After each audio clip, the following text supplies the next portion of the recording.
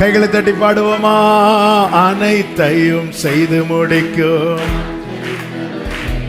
நீர் நினைத்தது ஒரு நாளும் நீர் முடிவெடுத்தார் யார்தான் மாற்ற முடியும்? நீர் முடிவெடுத்தார். ஹல்லேலூயா. எனக்கென முன் குறித்த எதையுமே எனக்கென முன் குறித்த எப்படியும் நிறைவேற்றி முடித்திடுவீர் உமக்கே. Love you Father. உயிருள்ள நாளெல்லாம் உமக்கே.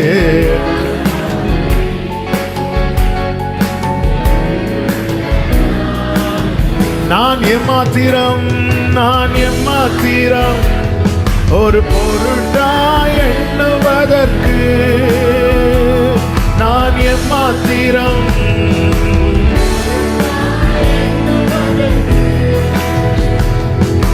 காலை தோறும் கண்ணோக்கி பார்க்கிறீர்.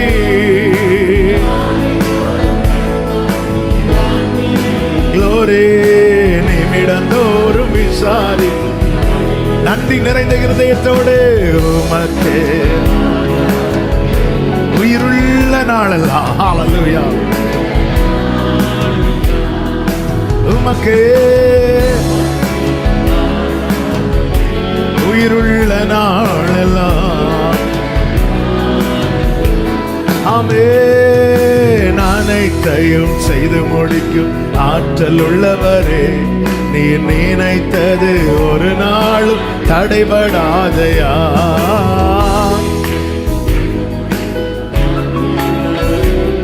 நீ நினைத்தது. அப்படியே ஒரு நிமிடம் கண்களை மூடி இந்த நாளிலே கர்த்தர் எங்களோடு பேசுவீராக. நீர் எங்களை அறிந்திருக்கிறீர் ஆண்டவரே. வேண்டிய வார்த்தைகள் பரிசுத்த ஆவியானவர்கள் மத்தியிலே கிருபையாய் வெளிப்படுத்த செபிக்கிறோம். ஒவ்வொரு உள்ளங்களிலும் கிரியை செய்யட்டும். நாமத்துக்கு மகிமை வர பண்ணும் இயேசு கிறிஸ்துவின் நாமத்தில் பிதாவே ஆமென். ஒரு விசை கூட கரங்களை உயர்த்தி ஹல்லேலூயா.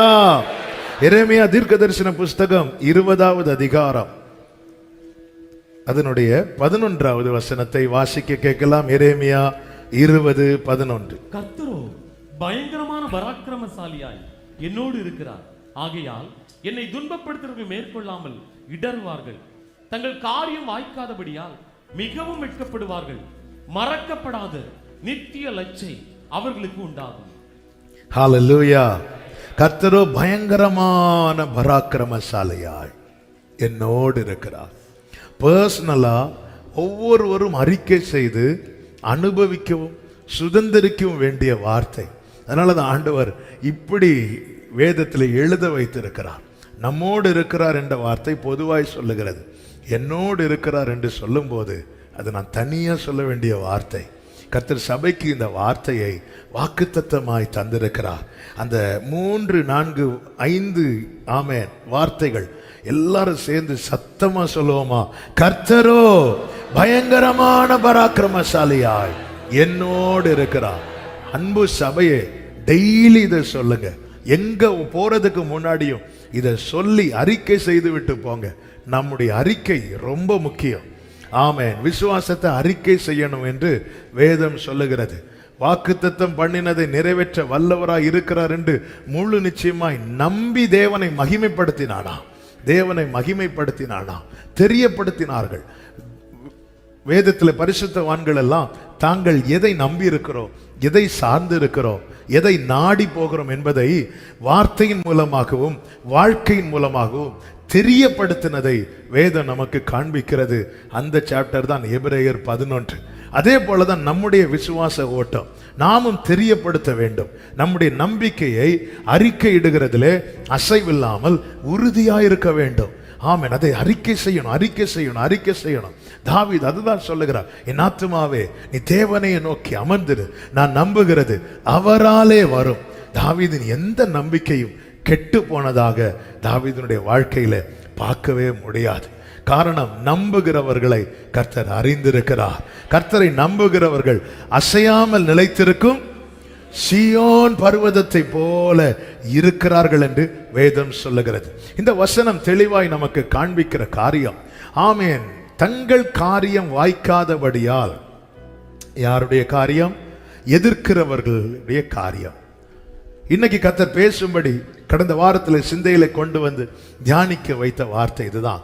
நம்மோடு இருக்கிற கர்த்தர் என்ன செய்கிறார் என்றால், நமக்கான தேவ திட்டத்தை நிறைவேற்றுகிறதோடு நமக்கு எதிரான எல்லா காரியங்களையும் எல்லா திட்டங்களையும் அவமாக்கி போடுகிறார்.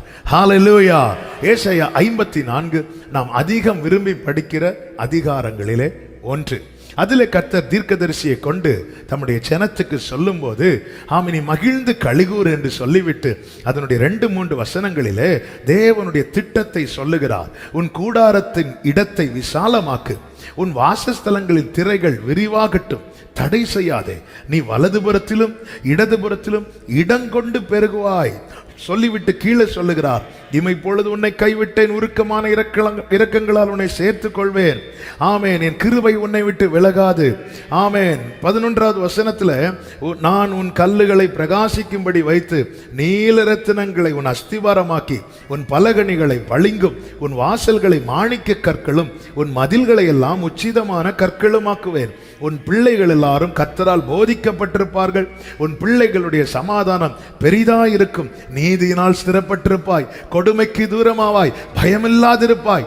இப்படி ஒவ்வொரு காரியத்தையும் தேவன் சொல்லிவிட்டு கடைசி வசனத்தில் என்ன சொல்லுகிறார் என்றால், உனக்கு விரோதமாய் உருவாக்கப்படும் ஆயுதமும் வாய்க்காதே போம். அப்ப இந்த அதிகாரம், போன வாரம் ரோமர் 6 வீட்டில் போய் மெடிடேட் பண்ணுங்கன்னு சொன்னேன். எத்தனை பேர் மெடிடேட் பண்ணீங்கன்னு நான் கை தூக்க வைக்கவில்லை. ஆனால் கடந்த வாரத்தில் ஒரு கன்வென்ஷன் போகும்போது ஒரு வயதான ஐயா வந்து கார்லேருந்து இறங்கும் போதே சொன்னாங்க, ரோமர் 6 அழகா புரிய முடிந்தது, மெடிடேட் பண்ணீங்களான்னு கேட்டேன். ஆமாம், அதுதான் ஓடிட்டு இருக்குன்னாங்க. நான் கர்த்தரை மகிமைப்படுத்தினேன். ஆமென், ஹல்லேலூயா. கர்த்தருக்கு மகிமை உண்டாவதாக.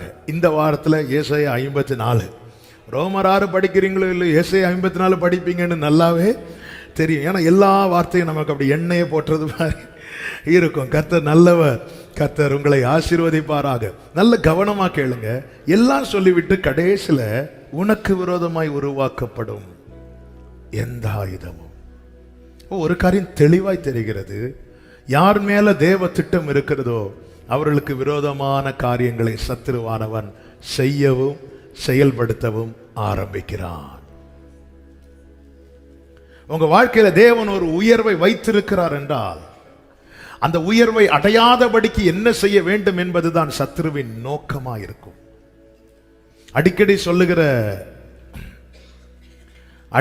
சொல்லுகிற வார்த்தை, உலக கொடுக்கிற அநியாயமாய் சம்பாதிக்கிற 1 லட்சத்துக்கெல்லாம் சத்துரு தடையா இருக்க மாட்டான்.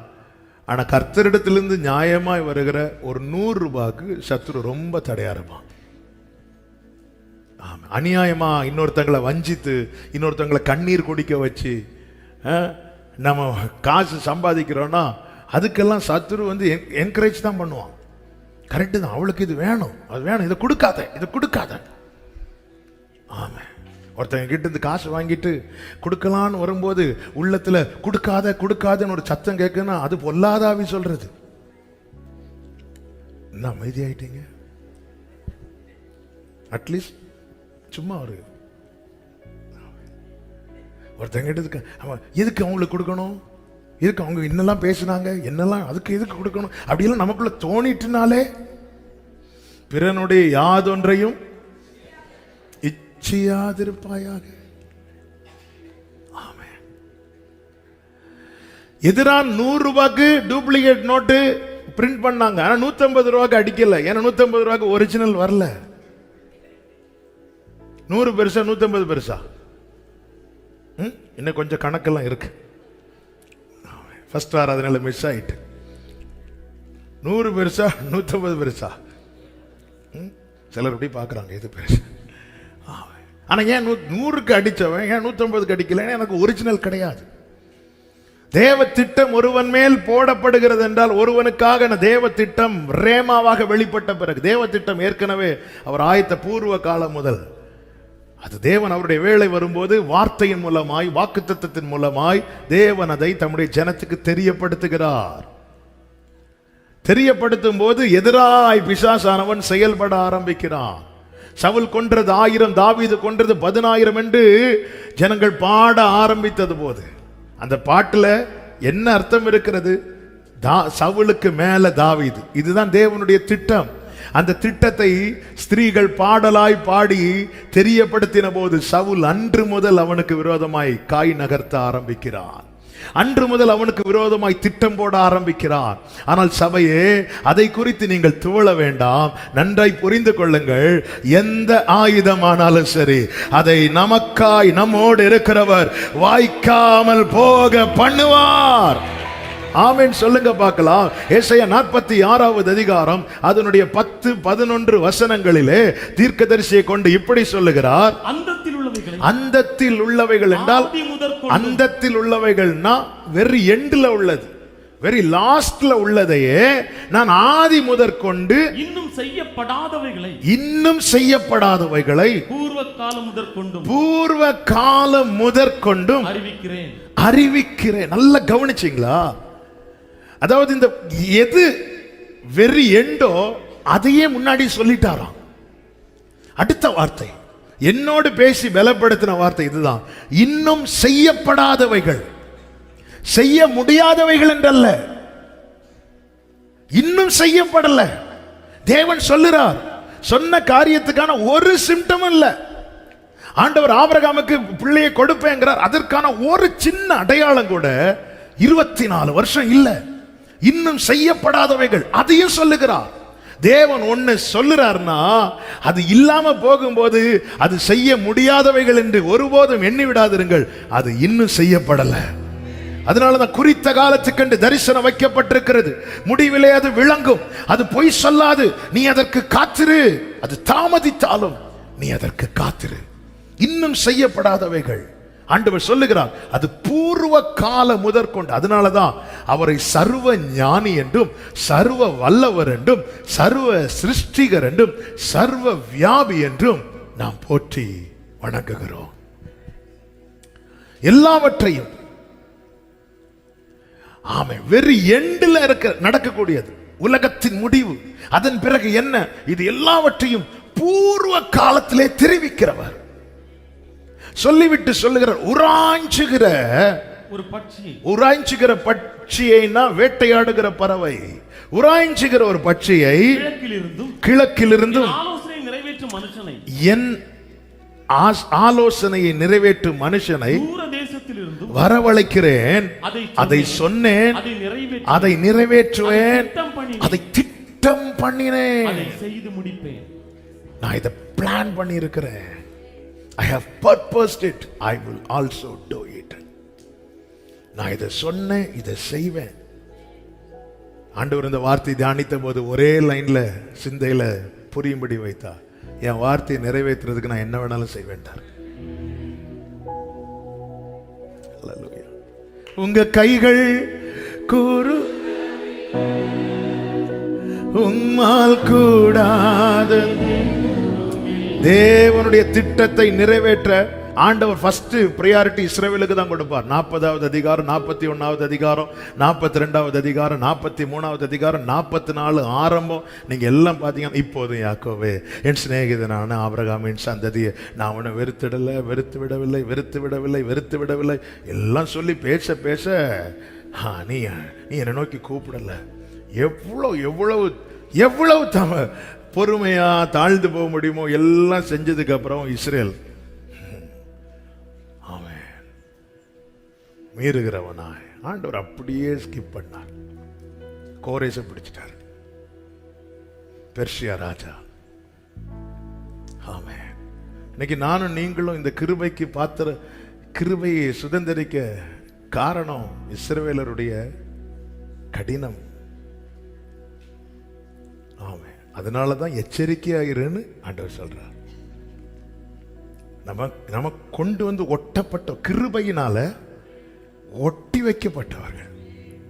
நாம் எல்லாம் தேவனற்றவர்களா இருந்தோம், அந்நியரா இருந்தோம். அந்த கிருபை அவ்வளவு ஸ்ட்ராங்கா இருந்ததுனால தான் இன்னும் பிசாசால பறிக்க முடியல.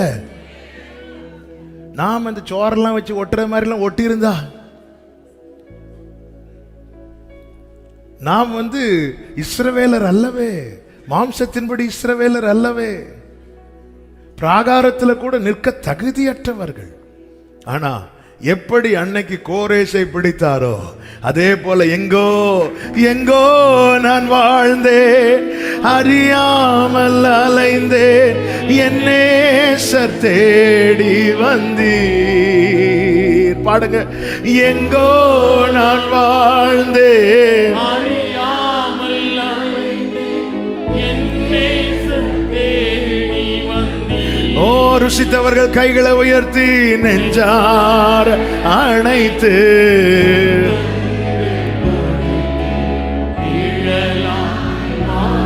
அதாவது நல்ல கவனமா கேளுங்க. இந்த ரட்சிப்பை எப்பவுமே பார்த்து பழகணும். அவன் அப்படி தாண்டி இஸ்ரவேல் மேல இருந்து ஒரு கை அப்படியே போயிட்டு கோரேசை பிடிக்கிறார். சொல்லிட்டு எனக்கு பிரியமானதெல்லாம் இவன் செய்வான். கோரேசு கையை பிடிச்சிட்டு சொல்ற, நான் உனக்கு முன்னாடி போறேன். 43 யாக்கோபு கையை பிடிச்சிட்டு சொல்றார், நான் உன் வலதுகரத்தை பிடித்திருக்கிறேன்.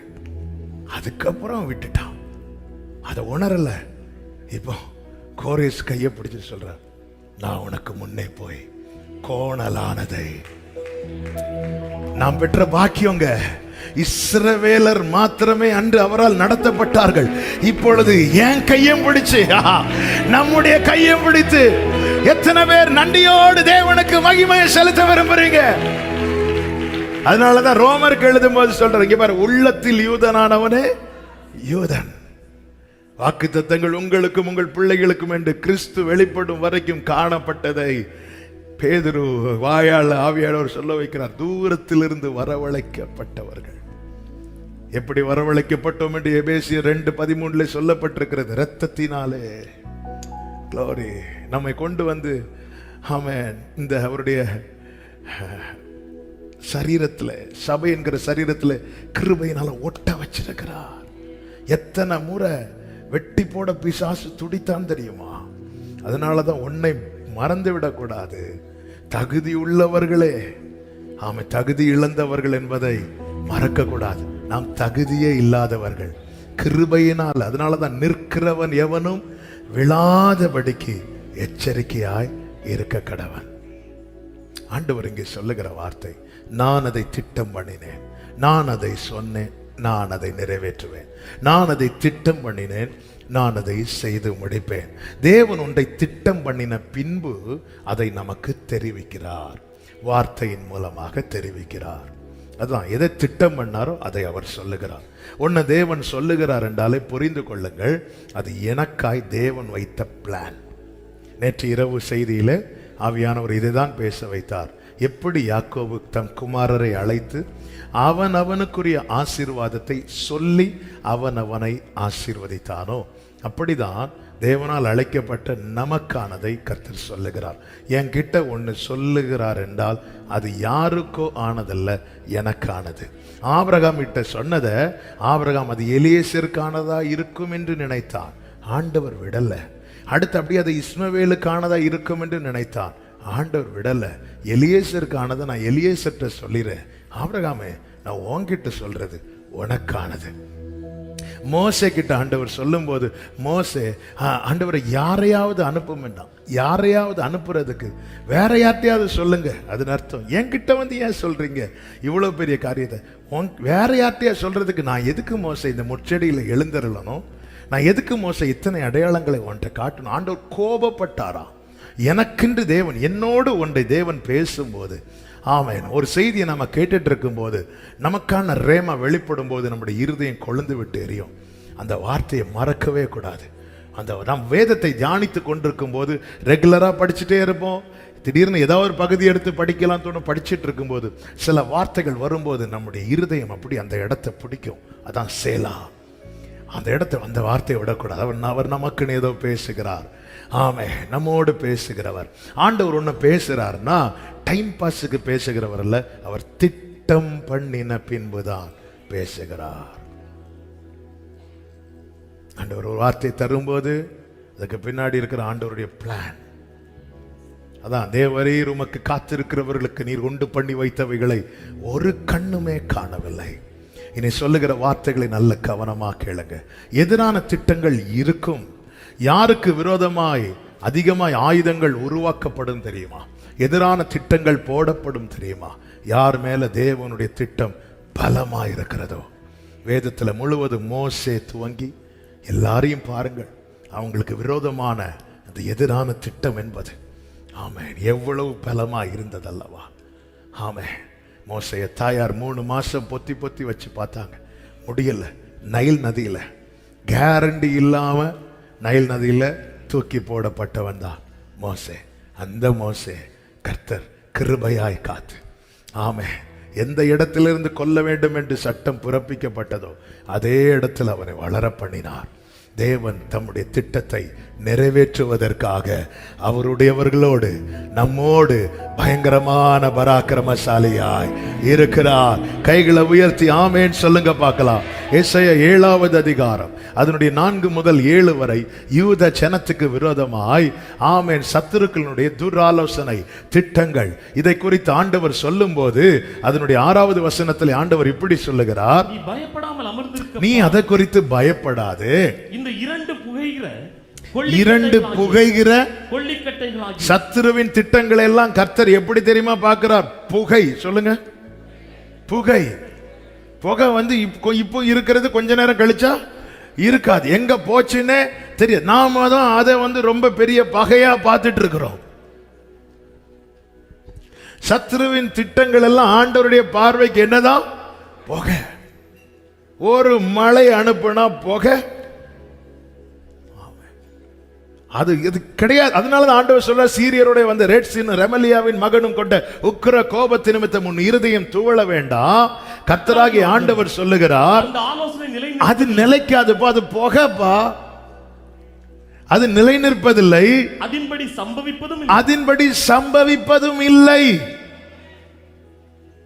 அவன் ஆலோசனை பண்ணட்டும், அது நிலைக்காது.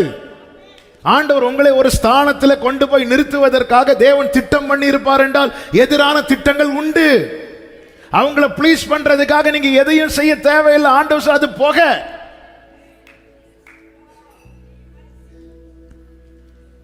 ஆமென். அந்த ஆலோசனை நிலை நிற்பதில்லை, அதன்படி சம்பவிப்பதும் இல்லை. அப்படி என்றால் எது நிலை நிற்கும்? எதன்படி சம்பவிக்கும்? ஏசாயா 14:24 கர்த்தர் சொல்லுகிறார், நான் நினைத்திருக்கிறபடியே நடக்கும், நான் நிர்ணயித்தபடியே நிலை நிற்கும் என்று சேனைகளின் கர்த்தர். கைகளை உயர்த்தி ஆமென். அப்போ ஒரு தேவ பிள்ளைக்கு விரோதமா தேவ பிள்ளை குறித்த 2 திட்டங்கள் இருக்கிறது. ஒன்று தேவனுடைய திட்டம், இன்னொன்று சத்ருவின் திட்டம், எதிர் திட்டம். 2 திட்டங்கள் போடப்படுகிறது. இப்பொழுது இந்த செகண்ட்ல ஆராதித்துக் கொண்டிருக்கிற, இதை பார்த்து கொண்டிருக்க, கேட்டு கொண்டிருக்கிற அன்பு சகோதரா சகோதரி, உங்களை குறித்த 2 திட்டங்கள், பிள்ளைகளை குறித்த 2 திட்டங்கள். ஒன்று தேவனுடைய திட்டம், இன்னொன்று பிசாசினுடைய திட்டம். பிசாசானவன் திட்டம் எப்பொழுது போடுவான் தெரியுமா? நம்மை பார்த்து, நம்ம சூழ்நிலையை பார்த்து, நம்ம வளர்ச்சியை பார்த்து. தாவீது வந்ததுமே சவுல் ஈட்டியை தூக்கி எறியவில்லையே, அப்பொழுதும் சவுலுக்குள்ளே பொல்லாத ஆவிதானே பிடித்திருந்தது. ஏன்னா திட்டம் தெரியவில்லை. தாவீது நினைச்சிட்டான் இவன் சும்மா இன்ஸ்ட்ருமெண்ட் பிளே பண்றவன், அப்படி மட்டும் நினைச்சிட்டு இருந்தான். தாவீதை சவுல் நினைத்தது இன்ஸ்ட்ருமெண்ட் பிளே பண்றவன், அவ்வளவுதான். ஆனா அவனை கர்த்தர் ராஜாவாய் அபிஷேகம் பண்ணி இருக்கிறார். அவனை கர்த்தர் இது ஒண்ணுமே தெரியாது. எப்பொழுது இது தெரிய வருகிறதோ அப்பொழுது பிளான் பண்றான். அப்போ ஒரு காரியம் தெளிவாய் தெரிகிறது, என்னை குறித்த தேவ திட்டம் என்பது ஏற்கனவே போடப்பட்டது, என்னை குறித்த சத்துருவின் திட்டம் என்பது இப்பொழுது போடப்படுகிறது. பிறக்கும் முன்னமே என் பெயரை அறிந்தீரே,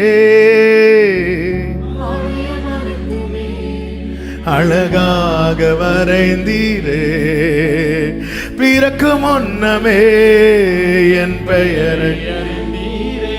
ஓ அவையம் அனைத்தும். அவையமனைத்துமே அழகாக அதனால ஒரு தேவ பிள்ளை நம்பி கொடுக்கலாம். என்னிடம் உள்ளதையே மழை அந்நாள் வரையிலுமே அதை காத்திட. நம்மை குறித்த தேவ திட்டம் என்பது ஏற்கனவே போடப்பட்டது. ஆண்டவர் சொல்லுகிறார், அந்த புகைகிற அது புகைப்பா, அது திடீர்னு இல்லாம போயிடும், புகைஞ்சிட்டு அப்படி போயிடும், விட்டுரு. ஆமே, அதை நீ ஊதி பத்த வைக்காத. ஹல்லேலூயா. அதை நாமளே ஊதுவோம். அப்போ அவங்க என்னெல்லாம் சொன்னாங்க தெரியுமா? அவன் சொல்றது நிமித்தம், அவருடைய தூர ஆலோசனை நிமித்தம் நீ உன் இருதயம் துவள வேண்டாம். அது நிலை நிற்பதில்லை. நல்லா புரிஞ்சுக்கோங்க. வேதம் நமக்கு தெளிவாய் காண்பித்து தருகிறது, காரிய சித்தியோ கர்த்தரால் வரும். நம்புறவங்க மாத்திரம் ஹல்லேலூயா. இனி செய்தியை கொஞ்சம் உன்னிப்பாக நல்ல கவனிக்கும்படி கேட்டுக்கொள்கிறேன். இவ்வளோ நேரம் கொடுத்ததெல்லாம் இன்ட்ரோடக்ஷன் தான். செய்தி இனிதான். அப்போ எதிரான திட்டங்களை பிசாசானவன் எப்படி போடுகிறான் என்பதை தான் இன்னைக்கு நம்ம தியானிக்க போகிறோம். அதெல்லாம் தேவன் அவமாக்குவார். முதலாவது, எதிரான திட்டங்களை நம்மை வைத்தே போட வைப்பான். ஹலோ, நம்மளை வச்சே போட வைப்பான். நாமே ஸ்கெட்ச் போடுவோம், சொல்லி தரோம், இது இப்படி பண்ணு, இது அப்படி பண்ணு. ஆதியாகமம் 11வது அதிகாரம் அதனுடைய 1 முதல் நீங்க படிச்சீங்கன்னா, ஜனங்கள் என்ன செய்வார்கள் என்றால், கிழக்கே இருந்து பிரயாணம் பண்ணி சினையார் தேசத்திலே சமபூமியை கண்டு அங்கே குடியிருக்கிறாங்க. பூமியெல்லாம் ஒரே பாஷையும் ஒரே விதமான பேச்சும் இருக்கிறது. அப்பொழுது அவர்கள் என்ன செய்கிறார்கள் என்றால், அவங்களுக்குள்ள எந்த சண்டையும் கிடையாது, எந்த பிரிவினையும் கிடையாது, எந்த எரிச்சல் பொறாமை கிடையாது. அவங்க நம்ம எங்கேயும் போக சிதறாதபடி நம்ம ஒன்னா இருக்கிறதுக்காக நம்ம ஒரு கோபுரத்தை கட்டலான்னு சொல்லிட்டு கட்ட ஆரம்பிக்கிறாங்க. நீங்க நல்லா புரிஞ்சுக்கோங்க, இவங்களுக்குள்ள எந்த பிரச்சனையும் கிடையாது, எந்த பிரிவினை கிடையாது, எரிச்சல் பொறாமை ஒண்ணுமே கிடையாது. அப்போ ஒரு காரியத்தை செய்யறதற்கு அந்த அத்தனை பேரும் ஒரு மனமா ஓகே சொல்றாங்க தீர்மானத்துக்கு. சில தீர்மானத்தை நம்ம எல்லாம் சேர்ந்து தான் எடுப்போம். குடும்பமா, புருஷன் மனைவி பிள்ளை எல்லாரும் சேர்ந்து ஓகே சொல்லும் போது நம்ம எல்லாருக்குமே ஒரு சந்தோஷம். பரவாயில்லப்பா, யாருமே எதிர்க்கல, எனக்கு பேர் உண்டாக்குன்னு சொல்லல, நமக்கு பேர் உண்டாகங்கிறாங்க. நம்ம எல்லாருக்குமே இது நமக்கு எல்லாருக்குமே நல்லது, நம்ம செதற வேண்டாம். மொத்தத்தில் பார்த்தா இவங்க பிளான் எல்லாமே சூப்பரா இருக்கும். எல்லாம் செஞ்சிட்டு இருக்கும் போதுதான் கர்த்தர் பார்க்கும்படிக்கு இறங்கினார். மனுபுத்திரர் கட்டுகிற நகரத்தையும் கோபுரத்தையும் பார்க்கிறதற்கு இறங்கினார். 6வது வசனம். அப்பொழுது கர்த்தர், இதோ ஜனங்கள் ஒரே கூட்டமாய் இருக்கிறார்கள், அவர்கள் அனைவருக்கும் ஒரே பாஷையும் இருக்கிறது, அவர்கள் இதை செய்ய தொடங்கினார்கள். இப்பொழுது தாங்கள் செய்ய நினைத்தது ஒன்றும் தடைபட மாட்டாது என்று இருக்கிறார்கள். ஏன் தடைபட மாட்டாது என்று இருக்கிறார்கள்னா, யாரும் எதிர்க்கல, யாருமே எதிர்க்கல. வேதம் சொல்லுகிறது 3வது வசனத்தில், கல்லுக்கு பதிலாக செங்கலும் சாந்துக்கு பதிலாக நிலக்கிலும் அவர்களுக்கு இருந்தது. தேவை இருக்கிறது, எதிர்ப்பு இல்லை, பிளான் பண்ணி எல்லாரும் ஓகே சொல்லிட்டாங்க. இப்போ காரியத்தை செயல்படுத்த ஆரம்பிக்கும் போது கர்த்தர் பார்க்க இறங்கி என்ன செய்கிறார்? அடுத்த வசனத்தை, நாம் இறங்கி போய் பேசுவதை மற்றொரு அறியாதபடி அங்கே அவர்கள் பாஷையை தாறுமாறாக்குவார். கர்த்தர் இறங்கி போய் எல்லாத்தையும் தாறுமாறாக்கிட்டார். என்ன ஆண்டவரே இது? இது அவங்க என்ன, அவங்களுக்குள்ள ஏதாவது சண்டை இருந்துச்சா, பிரச்சனை இருந்துச்சா? ஒண்ணுமே இல்லையே. ஆனா நீங்க ஏன் தாறுமாறாக்கி போட்டீங்க? அடுத்த வசனத்தில் சொல்லப்பட்டிருக்கிறது. ஆமென். 8வது வசனத்தில், அப்படியே கர்த்தர் அவர்களை அவ்விடத்திலிருந்து பூமி மீதெங்கும் சிதறி போக பண்ணினார். அப்பொழுது நகரம் கட்டுகிறதை விட்டு விட்டார்கள்.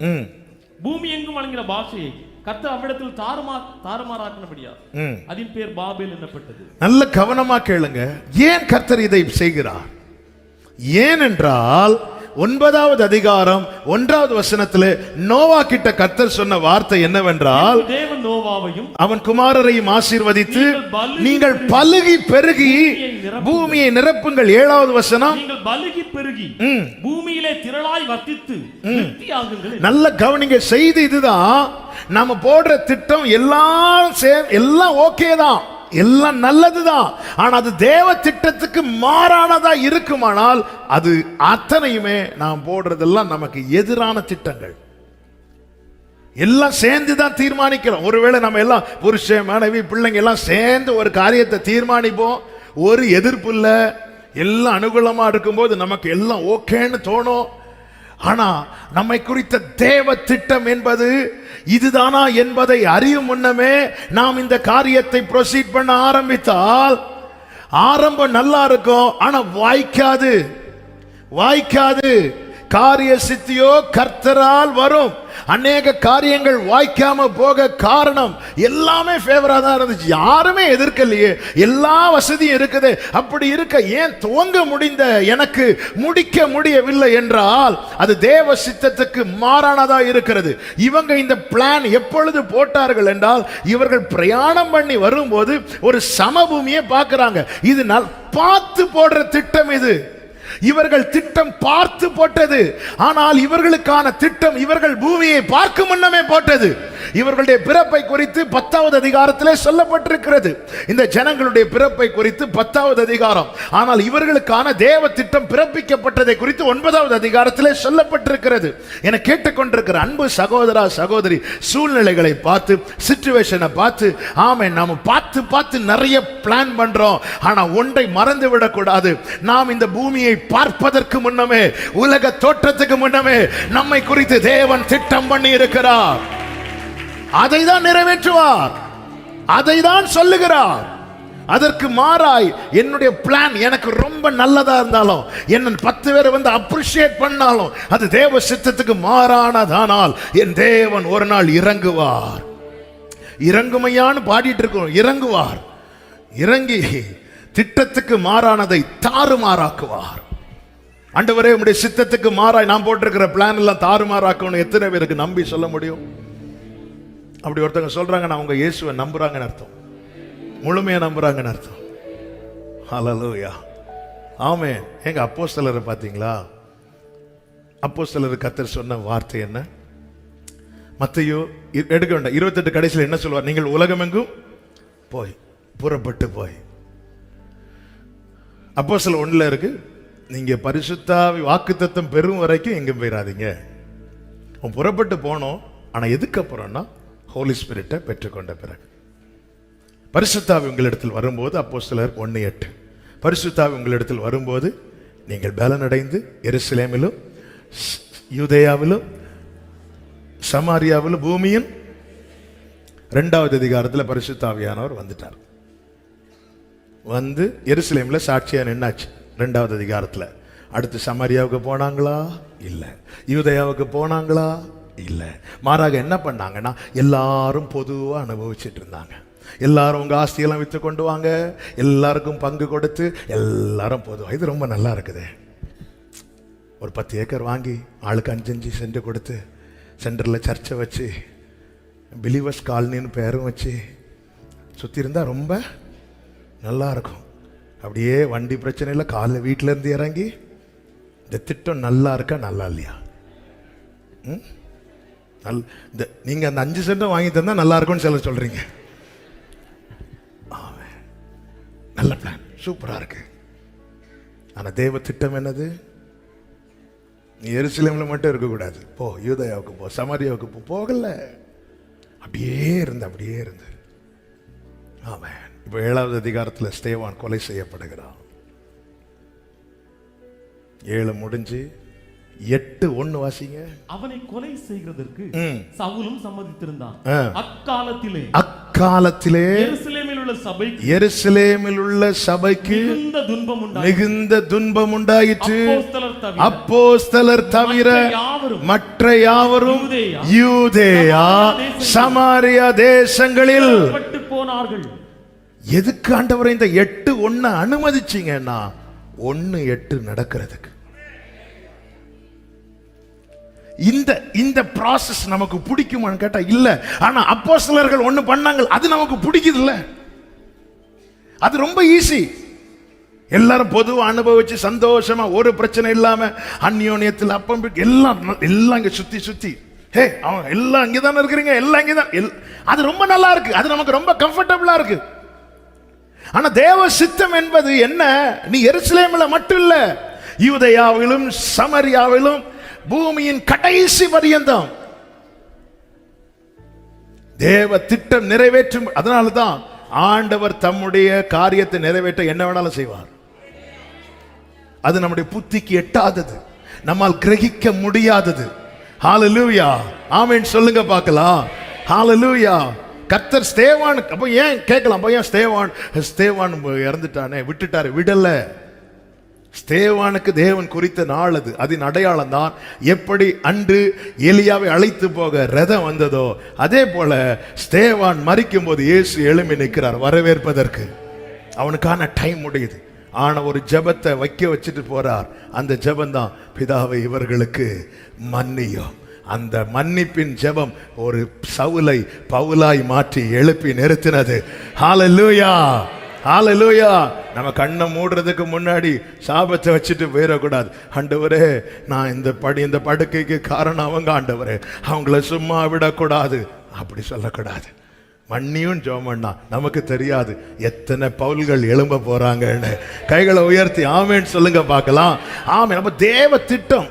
ஆமே, இந்த வார்த்தையை தியானித்த போது ஆண்டவர் சொன்ன வார்த்தை, சில நேரங்களிலே சத்துருவின் கையை ஓங்க விடுவது அவருடைய சித்தத்துக்குள்ளே நம்மை கொண்டு போகவே. கேராரூர் பட்டணத்திலே ஈசாக்கை உட்கார வச்சிட்டார். பஞ்ச காலத்துல எல்லாரும் எகிப்துக்கு போறாங்க. ஆண்டவர் சொன்னார் உட்கார்ந்துரு, 100 மடங்கு பலன்.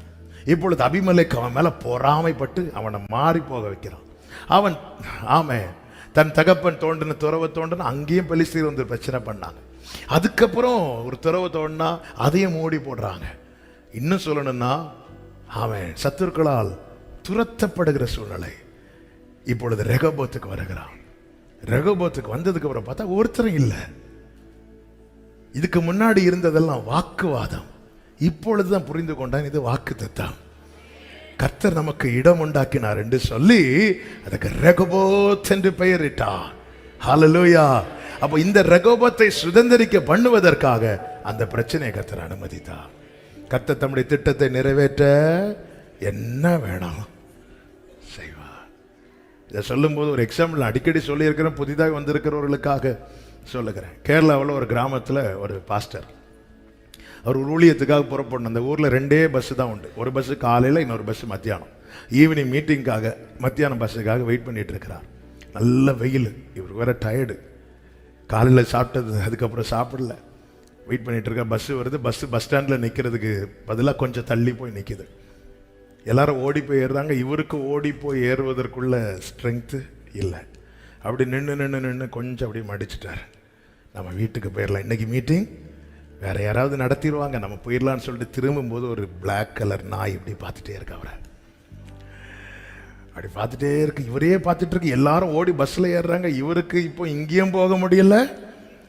சரி அது போகணும்னு பார்த்தா அது இவரே பார்த்து ஒவ்வொரு ஸ்டெப்பா எடுத்து ஃப்ரெண்ட்ல வைக்கும்போது இவர் ஒவ்வொரு ஸ்டெப்பா எடுத்து பேக்ல வைக்கிற. அந்த நாய் அப்படி கொஞ்சம் ஸ்பீடை கூட்டுது, இவரும் ஸ்பீடை கூட்டுறாரு. நாய் துரத்துச்சு பாருங்க. இவர் எடுத்தாரே ஓட்டம், ஓடி போய் பஸ்ல ஏறிட்டாரு. பஸ்ஸில் ஏறி தலையை வெளியே போட்டு, அப்பாலே போ சாத்தானேன்னு சொல்லலை, தலையை வெளியே போட்டு தேங்க்ஸ். துரத்துற நிறைய பேருக்கு நீங்க தேங்க்ஸ் சொல்ல போறீங்க.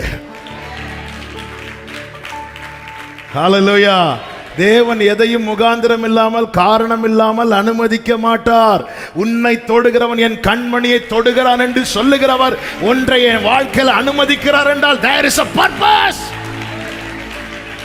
ஒரு நோக்கம் இருக்கிறது. ஹalleluya. அப்போஸ்தலர் 4வது அதிகாரம் அதனுடைய 27 28 வசனங்களை நீங்கள் பார்த்தீர்களானால் தெரியும். அந்தபடி உம்முடைய கரமும். சீஷர்கள் ஆண்டவர் சமூகத்திலிருந்து ஜெபிக்கும் போது இந்த வார்த்தையை சொல்லுகிறார்கள், கேளுங்கள். அந்தபடி உம்முடைய கரமும் உம்முடைய ஆலோசனையும் முன் குறித்தவைகள் யாவையும் செய்யும்படி ஏரோதும் பொந்தியு பிலாத்தும் புறஜாதிகளும் இஸ்ரவேல் ஜனங்களோடு கூட நீர் அபிஷேகம் பண்ணின உம்முடைய பரிசுத்த பிள்ளையாகிய இயேசுவுக்கு விரோதமாய் மெய்யாகவே கூட்டம் கூடினார்கள். ஏரோது, பொந்தியு பிலாத்து, இஸ்ரவேல் ஜனங்கள் இவர்கள் எல்லாம் இயேசுவுக்கு விரோதமாய் கூட்டம் கூட தேவன் இடம் கொடுக்க காரணம் என்ன? காரணம் 27 திரும்ப ஒரு விஷயம் கூட வாசியுங்கள். உம்முடைய கரமும் உம்முடைய ஆலோசனையும் முன் குறித்தவைகள் யாவையும் செய்யும்படி. ஹல்லேலூயா. ஒவ்வொரு பிரச்சனையிலும் ஒரு தேவ பிள்ளை அதை எப்படி பார்க்கணும்னா, இதுல தேவ திட்டம் நிறைவேற போகிறது. சிவந்த சமுத்திரத்துக்குள்ள ஒரு வழி இருப்பது யாருக்காவது தெரியுதாங்க? தெரியல. ஆனா ஆண்டவர் நமக்கு அதை எழுதி கொடுத்திருக்கிறார்ல. முன்னாடி இப்படி ஒரு பிரச்சனை வருதுன்னா அதற்குள்ள ஒரு சொல்யூஷன் வச்சிருக்கிறேன். அதனாலதான் பாடுவோமே, இயேசுவை நம்புவே நாளெல்லாம் நான் பின்பற்றுவேன், என்னை அவரிடம் வெட்கப்பட்டு போக மாட்டேன். தேவ திட்டம். தேவன் தம்முடைய திட்டத்தை நிறைவேற்ற என்ன வேண்டுமானாலும் செய்வார். இன்னைக்கு நானும் நீங்களும் கர்த்தருடைய சமூகத்தில் இருக்கும்படிக்கு எல்லாருக்கும் ஒரே பாதையை தேவன் அனுமதிக்கவில்லை. ஒரே பாதையை அனுமதிக்கவில்லை.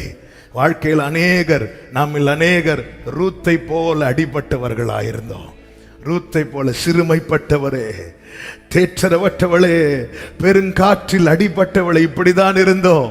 ஆனால் தேவனே, உம்முடைய கிருபை எவ்வளவு அருமையானது. அதனாலே மனுபுத்திரனுடைய செட்டையின் நிழலிலே கொஞ்சம் வாழ்க்கையை திரும்பி பார்க்கலாமா? நம்மை தேவன் நாம் பிறக்கு முன்னமே பெயரிடப்பட்டவர்கள். நாம் பிறக்கு முன்னமே நம்மை குறித்த தேவ திட்டம் எழுதப்பட்டிருக்கிறது. ஆமென், ஹல்லேலூயா. தாம் நேசித்த தம்முடைய ஜனம் வழிமாறி போன போது அந்த ஆதி அன்பை அந்த ஜனம் புரிந்து கொள்வதற்காக ஓசியா 2 சொல்லப்பட்டிருக்கிறது, கர்த்தர் முள்ளுகளால் வழிகளை அடைத்தாரா? வழிகளை அடைத்தாரா முள்ளுகளால. ஆமென். கொடுத்ததெல்லாம் புடுங்கிட்டாரா? எதுக்கு இதை செய்யறார் தெரியுமா? தாம் எந்த ஸ்தானத்தில் தம்முடைய ஜனத்தை பார்க்க விரும்புகிறாரோ அங்கே கொண்டு வந்து நிறுத்த. ஆமா, இப்பொழுது ஒன்னும் இல்லைன்னா எல்லாரும் போயிருவாங்க. இதுதான் உலகம். ஆண்டவருக்கு அது நல்லா தெரியும். எல்லாம் இருக்குன்னா எல்லாரும் சுத்தி வருவாங்க. ஆமே, நம்மளால 4 பேருக்கு யூஸ்னா நம்ம போன் அடிக்கடி ரிங் ஆயிட்டே இருக்கும். நம்மளால யாருக்குமே யூஸ் இல்லைன்னா நம்ம போன் சைலண்டாவே இருக்கும். ஆமே, முந்தியெல்லாம், இப்பெல்லாம் தெரியல, முந்தியெல்லாம் நாங்கெல்லாம் நான் காலேஜ் படிக்கும் போது தான் ஃபோன் வாங்கிட்டு ஃப்ரெண்ட்ஸ்கிட்ட நம்பர் கொடுத்து கூப்பிட்டு, ஏன்னா ஒரு நாளாவது ஒரு வாட்டியாவது ரிங் ஆகணும். எத்தனை பேர்ட்ட லேண்ட்லைன்லாம் வாங்கின புதுசில் கூடுவீங்களா இன்னைக்கு? இத்தனைக்கு நேராக பேசிட்டு தான் வந்துருப்போம். அப்படி ரிங் ஆச்சுன்னா அந்த ரிங் ஃபுல்லாக முடியது வரை எல்லாரும் பார்க்குறாங்களா, எனக்கு ஃபோன் வருது, எல்லாம் பார்த்துட்டு ஃபோன் எடுத்து. ஆமாம், சும்மா இருந்த நாட்களில் ஆமாம் யாரும் இல்லை கூப்பிடுறதுக்கு. ஆண்டவர் பார்த்தார், முள்ளுகளால் வழிகளை அடைத்து எல்லாம் உருவி ஒன்றும் இல்லைன்னு நான் என் முந்தின புருஷன் இடத்துக்கு போவேன், இப்பொழுது இருந்ததை பார்க்கலாம், அப்பொழுது நலமா இருந்துச்சுன்னு சொல்லும்போது ஆண்டவர் அவளை பயில் காட்டி அழைத்து வனாந்திரத்தில் கொண்டு போய் அவளோடு பட்சமாய் பேசி அவ்விடத்திலிருந்து அவளுக்குரியதை அவர் கொடுக்கிறார். ஆண்டவர் சில நேரத்தில் அவர் நினைத்த, அவர் நியமித்த அந்த ஸ்தானத்தில் கொண்டு வரவும் அவருடைய திட்டத்தை நிறைவேற்றவும் நம்மை நடத்துகிற ப்ராசஸ். ஆமென். யோபு பவுலை குறித்து அனனியாட்ட சொல்லும் போது அவன் என் நாமத்தினத்தை எவ்வளவு பாடுபட போறான் தெரியுமா? அவன் கஷ்டப்பட போறான். Price the Lord. எதுக்கு இந்த கஷ்டம் புரியல ஆரம்பத்தில் பவுலுக்கு. ஆனா பின்னாட்கள் தான் புரிந்தது. ஹல்லேலூயா. ஆமென். நான் ஓட்டத்தை முடித்தேன். தமஸ்குக்கு போற வழியில ஆமென், பவுலே, நீ செட் பண்ண உன்னுடைய லெக்கையை உன்னால முடிக்க முடியல பாத்தியா? தமஸ்குக்கு போக தானே நிருபங்களை வாங்கிட்டு போனான். நீ இங்க இருந்து தமஸ்குக்கு போறதுக்கு நிருபம் நீ செட் பண்ண லெக்கையை உன்னால ஓடி முடிக்க முடியல. நான் செட் பண்ண லெக்க எப்படி உன் பலத்துல ஓடி முடிச்சிருவியா நீ? நம்முடைய 10 கிலோமீட்டர் பிரயாணம் கூட தடைபட்டிருக்கா இல்லையா? ஒரு இடத்துக்கு போக வண்டி எடுக்கும் போது டயர் பஞ்சர் ஆனாலே நம்ம நிறைய பிரயாணம் பிரேக் ஆகுது. நாம செட் பண்ற டெஸ்டினேஷன், நாம செட் பண்ற அந்த இடத்தை கூட நம்மளால போய் அடைய முடியாம இருக்கும்போது கர்த்தர் நியமித்த பாதையில ஆண்டவரே இருந்த பலனும் போயிட்டுப்பா, ஆனா எனக்கு ஓட வைக்கிறீங்க, நான் மரணம் வரணும்னு எதிர்பார்த்த இடத்துல எல்லாம் எனக்கு ஜீவனை தந்து காக்குறீங்க, ஆனா எனக்கு நான் வாக்குல பெருசா இல்ல எழுத வைக்கிறீங்க. ஓகே, எனக்கு சரீரத்தை பாருங்க ஆண்டவரே, அவ்வளவு பலம் வேணும், எப்படி ஆண்டவரே இதை நான் ஓடி கடப்பேன்? என் கிருபை உனக்கு போதும். அவ்வளவுதான்.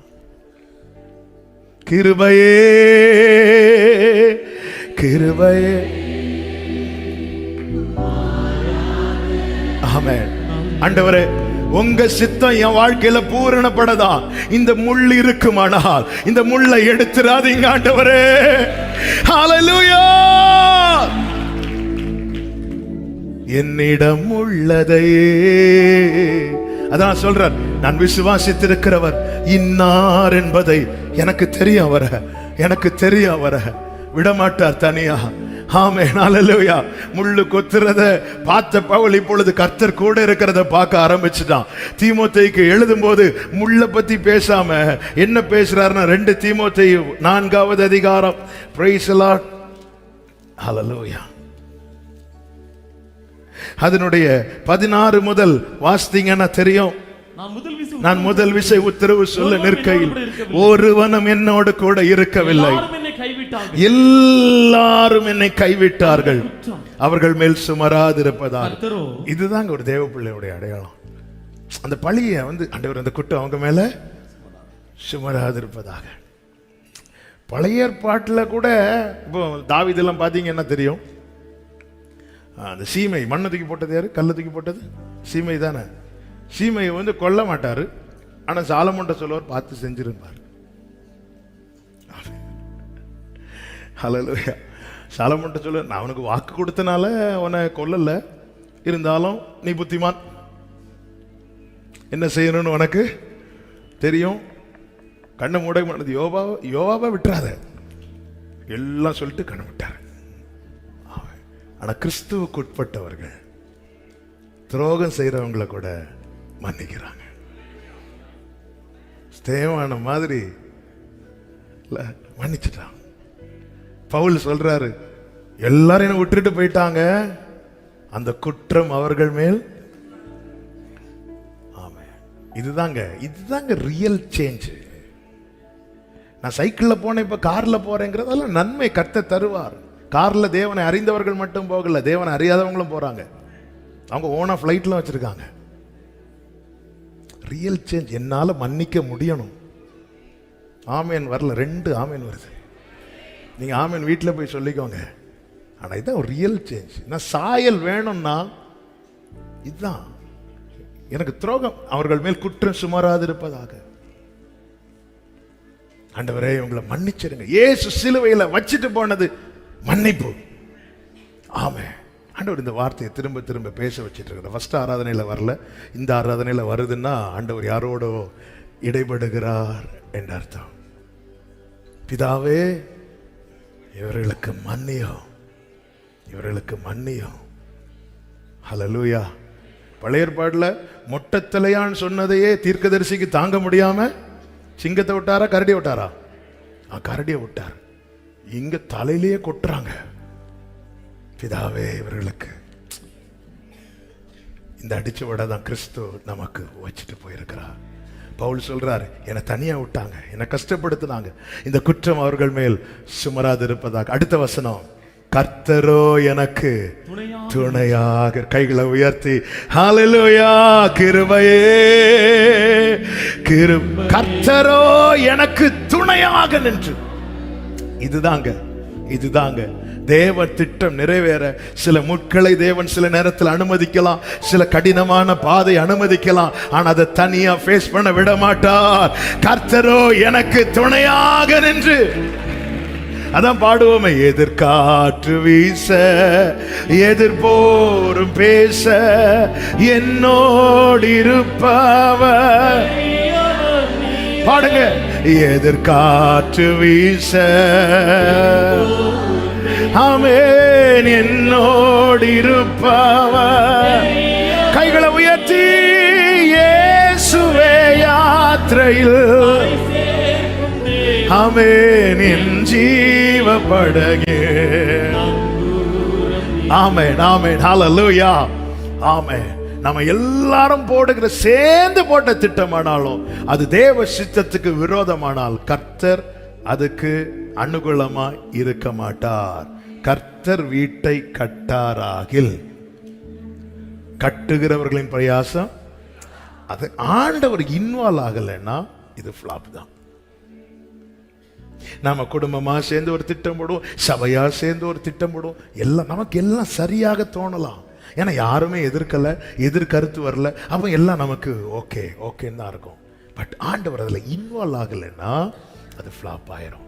நீங்க பாத்தீங்கன்னா தெரியும், முதல்ல எல்லாம் ஒரே பேச்சா இருந்துச்சு, எல்லாம் ரைட்டா இருந்துச்சு. இப்போ ஆண்டவர் தாறுமாறாக்கி போட்டார். இப்போ கெட்டலாமானா நோ. நிறைய நம்ம வீட்டில் கூட நடந்திருக்கு தெரியுமா, எல்லாம் ஓகே பண்ணிட்டு ரெடி வரும்போது திடீர்னு ஒரு ஆளுக்கு உடனே நேத்து ஓகே சொல்லிட்டு இன்னைக்கு ஏன் நேத்து ஓகே தானே, நேத்து எல்லாம் சொல்லும் போது தலையாட்டிட்டு இப்ப வந்து வேண்டான்னு சொல்றத பாரு. ஆண்டவர் அப்படி தாறுமாறாக்கிட்டார். அன்னைக்கு உங்ககிட்ட எல்லாம் கேட்டேன்ல, அப்ப உங்ககிட்ட கேட்டானா, அம்மா உங்ககிட்ட கேட்டானா, பிரதர் சிஸ்டர் உங்ககிட்ட கேட்டானா, எல்லாத்துக்கும் சரிம்மா ஓகேப்பா எல்லாம் சொல்லிட்டு இன்னைக்கு எல்லாம் நெருங்கி வரும்போது இப்படி தலையாட்டுறீங்க.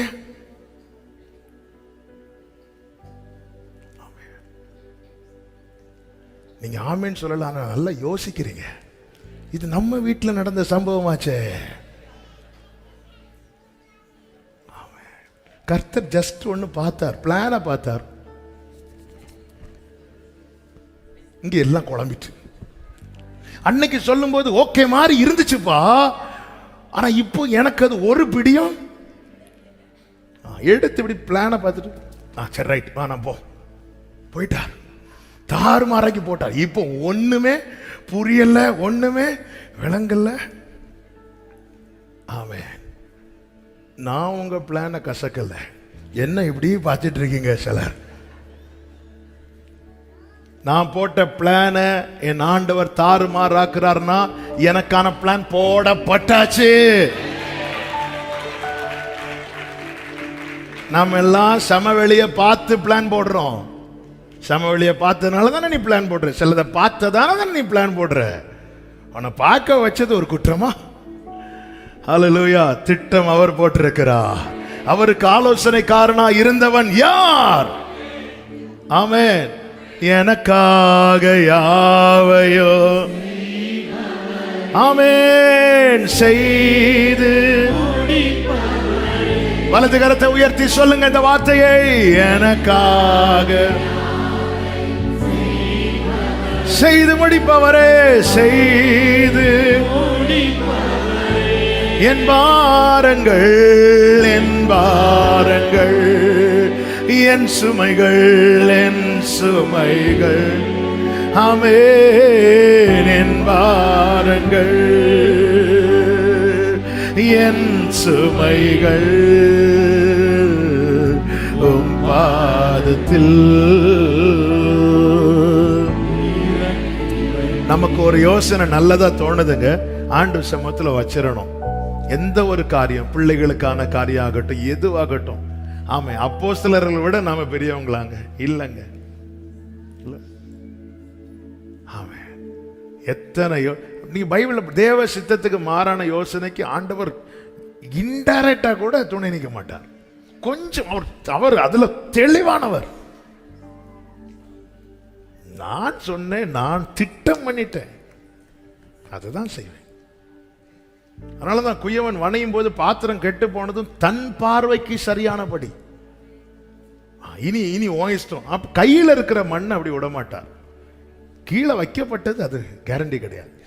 கையில இருக்கணும்னா என் இஷ்டப்படி கிடையாது, அவர் இஷ்டப்படி தான். நீ எத்தனை தடவை உடஞ்சிக்கும், என் இஷ்டப்படி தான் வணைவேன். ஏன்னா தேவன் தீமைக்கு ஒரு நாளும் துணை நிற்க மாட்டார். ஆமேன் சொல்லுங்க பார்க்கலாம். ஆமென். அநேக திட்டங்களை ஆண்டவர் கசக்கி போட்டு விட்டார். நம்ம பிளான் இப்படி பார்த்து கசக்குனதுனால குழம்பிட்டு இப்போ என்ன தீர்மானம் எடுக்கணும்னு தெரியல, விட்டுருங்க. ஆண்டவர் சமூகத்தில் எந்த ஒரு காரியத்தையும் ப்ரொசீட் பண்றதுக்கு முன்னாடி ஆண்டவர் சமூகத்தில் வச்சுட்டு, இது உங்களுக்கு ஓகேவா ஆண்டவரே, இப்படி ஒரு எண்ணம் வந்திருக்குப்பா. ஏன்னா பைபிள்ல ஒரு வசனம், விருப்பத்தையும் செய்கை உண்டாக்குறது கர்த்தர். அப்ப இப்படி ஒரு விருப்பம் வந்திருக்கு, இது நீர் எனக்குள்ளே உண்டாக்கின விருப்பமா, அதை அறிய எனக்கு கிருபை தாரோன்னு வைக்கும்போது எல்லா புத்திக்கு மேலான ஒரு தேவ சமாதானம் நம்முடைய இருதயத்தை ஆட்கொள்ளும். சமாதானம் என்பது பிரச்சனை இல்லாத காரியம் இல்லை. புயலே அடித்தாலும் இயேசு எப்படி படகுல நிம்மதியா படுத்து தூங்கினாரோ அதே போலதான். பிரச்சனை வராதுன்னு இல்லை. ஆல்ரெடி நம்ம தியானிச்சிட்டு இருக்கிறோம், தேவ திட்டம் இருந்தால் எதிர்த்திட்டம் இருக்கும். ஆனால் தேவ திட்டம்னா எத்தனை புயல் அடித்தாலும் மனசுல ஒரு சமாதானம். அந்த பீஸ்க்காக, அந்த சமாதானத்துக்காக வெயிட் பண்ணணும். அந்த சமாதானம் உண்டானதுக்கு அப்புறம் ப்ரொசீட் பண்ணணும். உண்டாகலையா வெயிட் பண்ணணும். இல்ல நான் எவ்வளவு ஜெபம் இன்னும் அது குழப்பமாகவே தொடருதா, விட்டுறணும். சித்தத்தை அறியும் வழியை ஆவியானவர் நமக்கு தெரியப்படுத்தி கொண்டிருக்கிறார். எல்லாரும் ஓகே சொல்லிட்டாங்க, அதனால ஓகே இல்ல. இது தேவ சித்தமா? சித்தம் அறிய ஒருவன் அமருவான் என்றால் அவன் மேல் அவனோடு அவருடைய ரகசியம் வெளிப்படுத்தப்படும். ஏன்னா அவன் இத்தனை பேர் ஓகே சொன்னாலும் நான் ஓகே சொல்லணும்னு வந்திருக்கிறான் பாத்தியா. இதுதாங்க இந்த ஃப்ரெண்ட்ஷிப். இந்த ரகசிய செயல் தான் யோபுவின் கூடாரத்துக்கு மேல இருந்துச்சு. இது மிஸ் ஆனது தான் அவருக்கு ஃபீல் ஆச்சு. பிள்ளைங்கள்லாம் அவனுக்கு ரெண்டாவது. முதல்ல எனக்கு அந்த முந்தின சீர் இப்பொழுது இருந்தால் நலமா இருக்கும். ஃபர்ஸ்ட் எதை மென்ஷன் பண்ணுவார்னா என் கூடாரத்துக்கு மேல அவருடைய ரகசிய அந்த ஃப்ரெண்ட்ஷிப் இருந்துச்சு. ஆமென், ஹல்லேலூயா. ஆண்டவர்கிட்ட, ஏன்னா ஆண்டவர் யோபுட்டு தெரியப்படுத்தியிருந்தா யோபு சமாதானமா இருந்திருப்பார். இது சைலண்டான அடி. சைலண்டான அடினா தெரியப்படுத்தாம திடீர்னு எதிர்பார்க்கல, அப்போதான் ஏதோ கட் ஆயிட்டு. இல்லைன்னா இதுக்கு முன்னாடி என்கிட்ட சொல்லி இருக்கணுமே, இப்படி ஒரு பிரச்சனை வருதுப்பா, ரெடி ஆயிக்கோன்னு. ஆமென். அப்பா உங்க சித்தம் என்னப்பா? இயேசுவை பார்த்தீங்களாங்க, பிதா கிட்ட சொல்லும்போது மார்க் 14 எல் பிதாவே எல்லாம் உம்மால் ஆகும். நான் என்னெல்லாம் நினைக்கிறோம் அதையெல்லாம் உங்களுக்கு செய்ய முடியும், ஆனாலும் உங்க சித்தம் நடக்கட்டும். இந்த பாத்திரம் என்னை விட்டு நீக்குங்கன்னு நான் கேட்டா நீங்க நீக்கிடுவீங்க, அது உங்களால கூடும். எல்லாம் உம்மால் ஆகும். நான் சிலுவையில அறையப்படாம இந்த ஜனத்துக்கு மீட்பை கொடுக்கவும் உங்களால் ஆகும். எல்லாமே உங்களால் ஆகும். ஆனா இதுதான் உங்க சித்தம், ரைட்? சித்தத்துக்கு ஒப்பு கொடுத்தார். சித்தத்துக்கு ஒப்பு கொடுத்தது எதற்காக? அவருக்கு அப்படி என்ன லாபம் கிடைச்சது? ஆல்ரெடி எல்லாம் இருந்துச்சு. என்ன அவருக்கு விருப்பம் ஒன்னே ஒண்ணுதான், தமக்கு முன் வைக்கப்பட்டிருக்கிற சந்தோஷத்தின் பொருட்டு. முன்னமே அவர் மட்டும் பிதா பக்கத்தில் இருந்தார். இப்பொழுது பிதா பக்கத்தில் இருந்து சொல்லுகிறார், இதோ நானும் கர்த்தர் எனக்கு கொடுத்த என் பிள்ளைகளும். இத்தனை மகத்துவம் உள்ள பதவி கைகளை உயர்த்தி, இத்தனை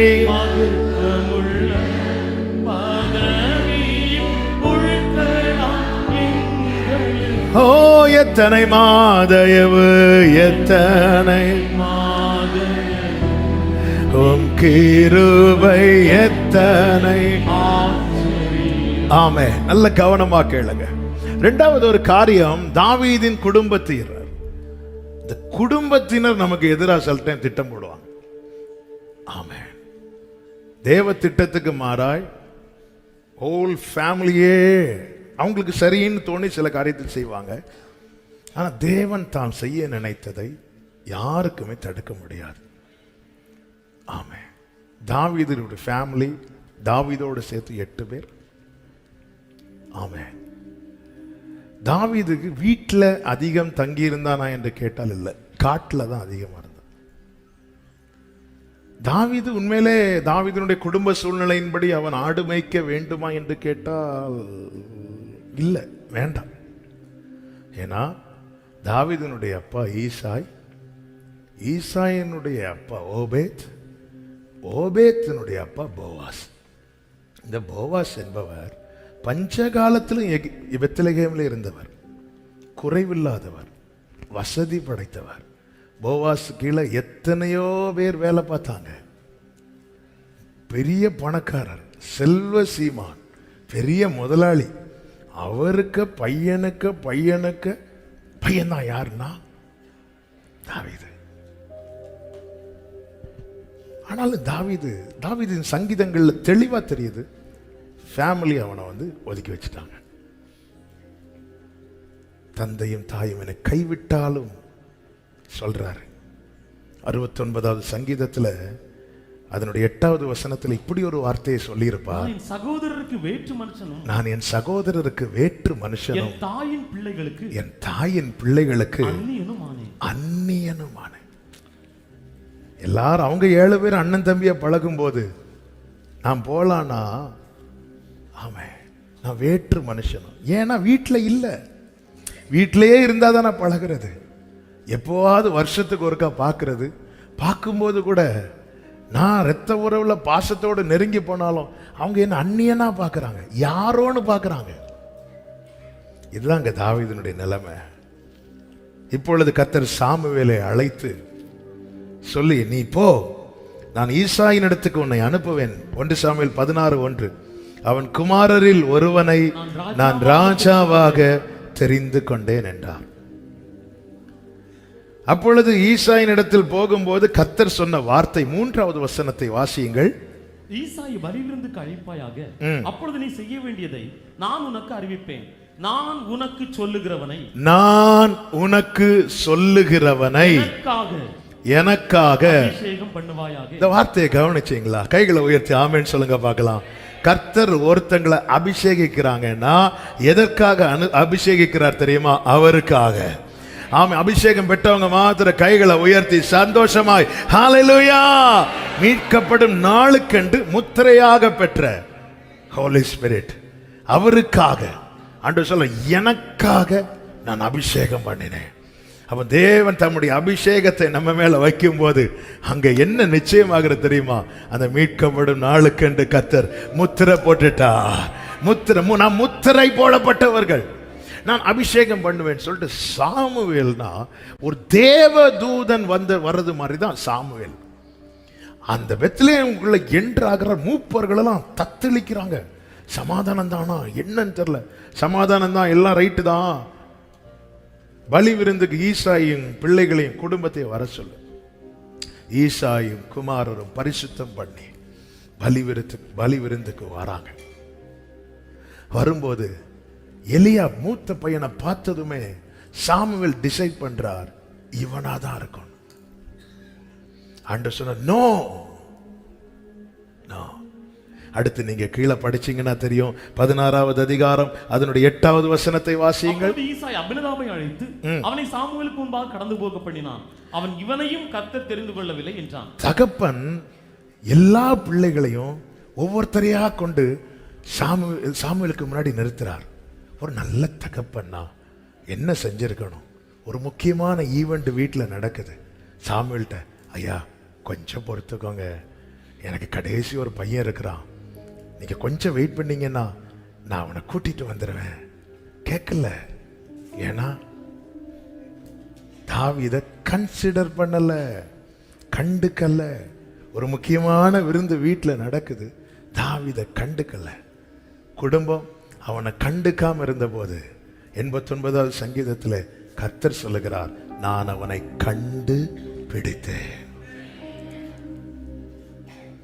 7 பிள்ளைகளை வச்சாச்சு, யாரையும் இல்ல இல்ல இல்ல இல்ல இல்ல இல்லன்னு கர்த்தர் சொல்லிட்டு இருக்கும் போது சாமுவேலுக்கு புரியல என்னடா இது.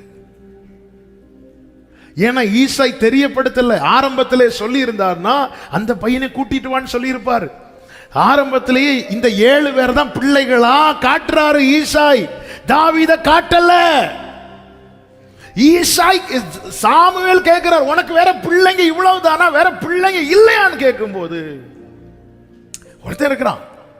அந்த வசனத்தை படிச்சீங்கன்னா தெரியும். 11வது வசனம், உன் பிள்ளைகள் இவ்வளவுதானா என்று ஈசாயை கேட்டான். அதற்கு அவன், இன்னும் எல்லாருக்கும் இளையவன் ஒருவன் இருக்கிறான், அவன் ஆடுகளை மேய்த்துக் கொண்டிருக்கிறான் என்றான். அப்பொழுது சாமுவேல், அப்பொழுது கூட எனக்கு லாஸ்ட் ஒரு பையன் இருக்கிறான், அவன் பேரு தாவீதுன்னு கூட சொல்லல. அப்ப கூட தகப்பனுக்கு தாவீது பேரை சொல்லல. அவன் ஆடு மேய்த்துக் கொண்டிருக்கிறான். அவன் எல்லாருக்கும் இளையவன், எல்லாருக்கும் இளையவன். அவன் ஆடு மேய்த்துக் கொண்டிருக்கிறான். ஹிருதயம் തകർന്നൊരു നാൾ യേശുവേ നിന്നെ വിളിച്ചു, കരുത്തേകും നിൻ കരം എൻ തോളിൽ പതിച്ചു, ദുഃഖം മറഞ്ഞു എൻ മിഴികൾ നിറഞ്ഞൊഴുകി. இங்க விருந்து அங்க அழுக. தாவீது காட்டுல அழுதுட்டு இருக்கிறா, இங்க குடும்ப விருந்துக்கு ரெடி ஆயிட்டு இருக்கு. ஹல்லேலூயா, ஹல்லேலூயா. தாவீது 39 சங்கீத கடைசியில் ஒரு வார்த்தை சொல்லுவார், நான் இனி இராமல் போகும் முன்னமே தேறுதல் அடையும்படி என்னிடத்தில் பொறுமையாயிரும். 41 சொல்றார், கர்த்தருக்காக நான் பொறுமையோடு காத்திருந்தேன். ஏன் தாவீது மேல இவ்வளவு அக்கறை? ஆண்டவர் கேட்ட என்ன சொல்லுவார் தெரியுமா? இந்த 7 பேரும் அதிகமாய் ஈசாய அப்பான்னு கூப்பிட்டு இருக்கிறாங்க. ஆனா அவன் ஒருத்தன் தான் என்ன பார்த்து, காட்டுல இருக்கிறவனுக்கு ஈசாய எப்படிங்க அப்பான்னு கூப்பிட முடியும்? அதனாலதான் சங்கீதம் 89 கர்த்தர் சொல்லுகிறார், அவன் என்னை நோக்கி, அவன் எனக்கு டைத்து தருவான், அவன் ஃபாஸ்டிங் இருப்பான், அவன் அப்படி செய்வான், அவன் என்ன நோக்கி நீர். அந்த வசனத்தை வாசிங்க. என்ன வசனம்? 89 26. அவன் என்னை நோக்கி, நீர் என் பிதா, நீர் என் பிதா, என் தேவன். என் அப்பாவை கூட முடியாது. அப்பா காட்டில இருந்து அப்பான்னு கூப்பிட்டா பெத்லகேம்ல இருக்கிற ஈசாய்க்கு கேட்காது, ஆனால் பரலோகத்தில் இருக்கிற ஹல்லேலூயா, எனக்காக யாவையும் செய்து முடிக்க போகிற தேவனமாகிய கர்த்தரை நோக்கி கூப்பிடுவேன்.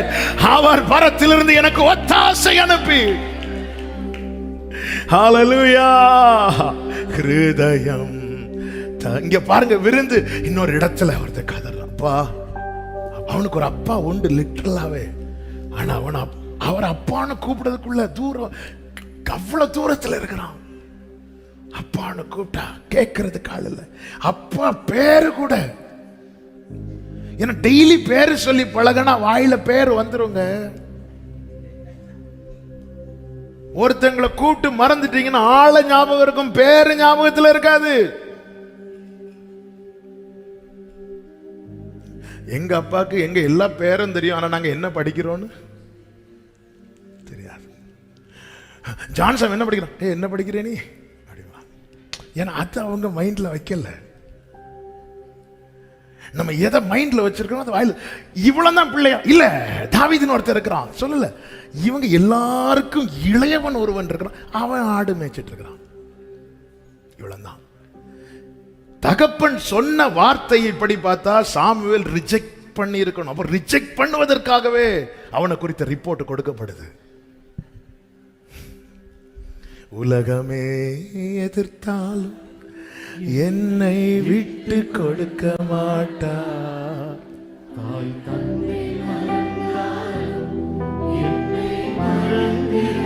இப்போ தாவீது வரதுவரை எல்லாரும் ஒவ்வொரு ஓரத்திலேயா போய் உட்கார்ந்து இருக்கிறாங்க. தாவீதின் சகோதரர்கள் இருக்கிறாங்க, தகப்பன் இருக்கிறார், மூப்பர்கள் இருக்கிறார். ஏன்னா சாமுவேல் வந்து இருக்கிறாரு. தள்ளப்பட்டவன், கனவீனப்படுத்தப்பட்டவன், அற்பமாய் எண்ணப்பட்டவன், எல்லாருக்கும் இளையவன். இளையவன் தகப்பனுடைய ஃபோக்கஸ் எல்லாம் எலியாப் மேல, மூத்தவன் மேல, மூத்தவன் மேல. ஆமென். தாவீது உள்ள என்றாகிறார். தாவீதுக்கு விஷயம் தெரியாது. சொல்லியிருப்பாங்க சாமுவேல் வந்திருக்கிறார். இல்லைன்னா தாவீதுக்கு என்ன அப்படி கூப்பிட்டு விட மாட்டாங்களே. ஹல்லேலூயா. இப்ப தாவீது உள்ள என்றானதும் கர்த்தர் சாமுவேல்கிட்ட பேசுறாரு. என்ன சொல்றாருன்னா 12வது வசனம், 12வது வசனம். ஆள் அனுப்பி அவனை அழைப்பித்தான். அவன் சிவந்த மேனியும் அழகிய கண்களும் நல்ல ரூபமுள்ளவனுமாய் இருந்தான். அப்பொழுது கர்த்தர் இவன் தான் நீ எழுந்து. ஹலோ, யார்கிட்ட சொல்றாரு? என்ன சொல்றாரு? எழும்பு. எதுக்கு எழும்பணும்? வரான் தாவீது, வரான். எழும்பு. தாவீதுக்கு முன்னாடி சாமுவேல் எழும்புவதா? தாவீதன ராஜவஸ்திரம் போட்டுட்டா வந்தான், குதிரையிலே வந்தான், ரதத்திலே வந்தான், கிரீடத்தை வைத்துக் கொண்டா வந்தான். ஒரு கோல் கையில வச்சுட்டு ஆட்டு தொழுவத்திலிருந்து அப்படியே கொண்டு வரப்படுகிறான். மற்றவர்களாவது ஆயத்தமாக்கி பரிசுத்தம் பண்ணி தங்களை ப்ரிப்பேர் பண்ணி வரும்போது, அப்படி வரும்போது சின்ன பையன், யார் காதுல இந்த தாவீதை குறித்து எல்லாருக்கும் இளையவன் என்று சாமுவேல் கேட்டான். அப்ப சின்ன பையன் சொல்லிட்டு உட்கார்ந்து இருக்கலாம். ஆண்டவர் சொல்றாரு, ஹல்லேலூயா, சின்னவன் ஆயிரமுமா சிறியவன் பலத்த. எழும்பு, get up, arise, எழும்பு. தாவீதுக்கு முன்னாடி எழும்பு. சாமுவேல் எழும்புனா ஈசாய்க்கு உட்கார முடியுமா? சாமுவேல் எழும்புனா சகோதரர்களை உட்கார முடியுமா? சாமுவேல் எழும்புனா அத்தனை பேரும் தாவீதுக்கு முன்னாடி எழும்பி நிற்கிறாங்க. ஹல்லேலூயா. தேவனால் தெரிந்தெடுக்கப்பட்ட தேவ ஜனமே, நீ எந்த இடத்துல தாழ்த்தப்பட்டாயோ, நீ எந்த இடத்துல ஒடுக்கப்பட்டாயோ, நீ எந்த இடத்துல கனவீனப்படுத்தப்பட்டாயோ, ஹல்லேலூயா, அத்தனை பேரும் விசுவாசிக்கிறவங்க, என்னை தேவன் தெரிந்தெடுத்தது விசேஷம் என்று சொல்லுகிறவர்கள். ஹல்லேலூயா. சாமுவேல் எவ்வளவு பெரிய சீனியரா இருந்தாலும் தாவீதுக்கு முன்னாடி எழும்பணும். எழும்பு, நீ எழும்புட்டாரு. சாமுவேல் அப்படி எழும்பி நிற்கிறாரு. இவன் தான் அபிஷேகத்தை மனுஷன் பார்க்கிறபடி நான் பாரு. அதான் தாவீது சொல்வார், நீர் என்னை மகா மேன்மையான சந்ததியின் மனுஷனாய் பார்த்தேன். என்ன தாவீதை செஞ்ச? சாமுவேலை ஏன் முன்னாடி எழும்ப வச்சுட்டார். ஹல்லேலூயா. எல்லாமே தாவீதுக்கு எதிராக இருந்துச்சு, ஒன்னு கூட ஃபேவரா இல்ல. அவன் அத்தனை எதிர் திட்டங்களையும் கர்த்தர் அவமாக்கி தம்முடைய திட்டத்தை நிறைவேற்றினார். அது மாத்திரமல்ல, 1 சாமுவேல் 22வது அதிகாரம் அதனுடைய 1வது வசனத்தை நீங்க படிச்சீங்கன்னா தெரியும். அதுலாம் கெபிக்குள்ளே தாவீது போனதை கேள்விப்பட்டு அவன் சகோதரரும் அவன் தகப்பன் வீட்டாரும் அனைவரும் கேட்டு யார் யார் அவனை அந்நியனாய் வேற்று மனுஷனாய் ஆமென் எதுக்கு உதவாதவனாய் நினைத்தார்களோ அத்தனை பேருக்கும் கடைசியில் அடைக்கலமா இருந்தது யாருன்னா தாவீது. அத்தனை பேருக்கும் அவன் சகோதரர்கள் எல்லாம் அவன் கிட்ட. அதன் பிறகு எலியாவின் தகப்பன் ஈசா என்று அறியப்படவில்லை, தாவீதின் தகப்பன். நீங்க இன்னாருக்கு அப்பான்னு சொல்றதுல நீங்க வெட்கப்பட்டீங்க. ஆனா நாளைக்கு அதுதான் உங்களுக்கு பெருமையே. ஈசாயே